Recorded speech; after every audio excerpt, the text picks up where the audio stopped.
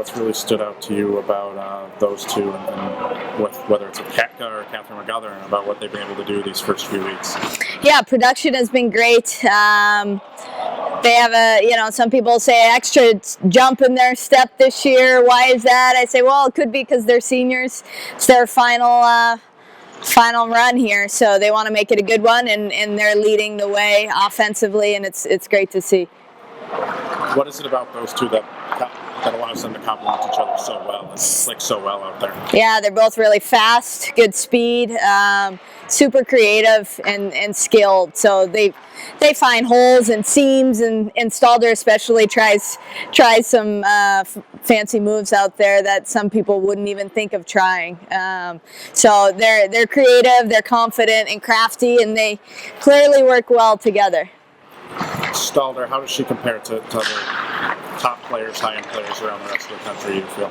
I think what separates Onstalder is her competitiveness and her willingness to try those different things. Against Harvard last year, she did a spinorama around an Olympian to at least get a good look at net. I can't remember if it went in. This weekend, she's flipping pucks over people's sticks, making really good defenders look not so good. So she's crafty and confident, and I think it's great to see her in her final year playing so well. Obviously, because we're the U.S., a lot of the attention gets put on the college players that are on Team USA and even Canada. You think her as one of the Olympians in hockey gets overlooked sometimes? She's from Switzerland, maybe? Probably. It's a smaller market over there, especially in Switzerland. It's not Sweden and Finland. And yeah, you don't hear about them as much, but she's definitely making a name for herself. Your first chance this season to see what this team does after a loss. What have you noticed just coming out of that weekend against the Gophers as their confidence level, and what do you expect going into Friday night? Yeah, I think it was a great learning experience this weekend. We played quite well, came up on the short end, so that leaves you a little bitter and really stung. So I think they're ready to get back at it. And what a great opportunity we have to play another really good team in Bemidji this weekend at home. A team that's beaten Minnesota this year, so what do you expect this weekend? I expect to see the Bemidji that we're all used to seeing. They graduated a big class last year, though. I want to say 7 or 8 seniors. So new cast of characters, but same system where they'll dump the puck deep, they'll forecheck you fairly hard, they'll back check 5 all the way back to the net. It's gritty, it's shot blocking, good sticks, physical. So it's a frustrating team to play, and we're getting ready for it.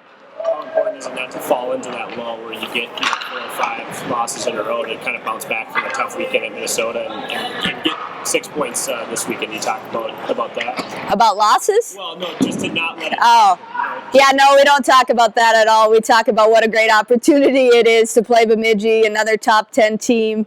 And we were really close last weekend. If you watch the games, we played really, really well on Friday night. And to go down to Minneapolis and play the returning national champion in their own barn, it took a Gopher performance back-to-back, probably their best games of the season, to beat us.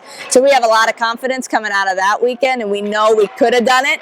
So that's going to drive us to make sure we take care of business this weekend. How much of a statement about the growth of the girls/women's game is it that Bemidji has now become one of these top 10 teams and going for the team that to a team that you really want to watch out for? Yeah, it's great. It's great to see for the game and the growth of the game. It's more opportunities, right, for the girls all over the country. It's a little loud. For girls all over the country to have another opportunity to play Division I hockey, so it's great. Brittany Mohawk, of the goaltenders we saw last year and that we'll see this year, where does she rank? Where does she rank? She's right up there with one of the most frustrating goalies we have to face. She gave us fits last year up until the playoffs when we figured out how to get them past her, so hopefully we pick up where we left off there. What would you like to see your team play ball this weekend facing Bemidji State?